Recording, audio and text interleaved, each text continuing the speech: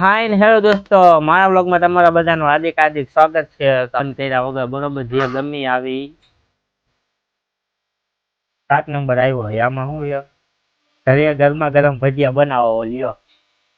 અને પછી બટેકાના ચિપ્સના છે, તો ડુંગળીના બનશે, પછી મેથીના અને પછી આ ચુંદાના. બરોબર 4 પ્રકારના ભજીયા આપણે બનાવશું. અને ત્યારે પાણી પછી નાખશું આપણે એમાં નમક. તો બરોબર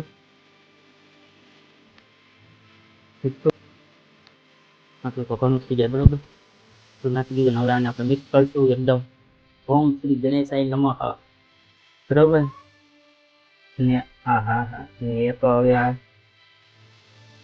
આપણે ડુંગળીના નાખી. ડુંગળી નાખીના છે, ડુંગળી અને આપણે બટેકાના. બરોબર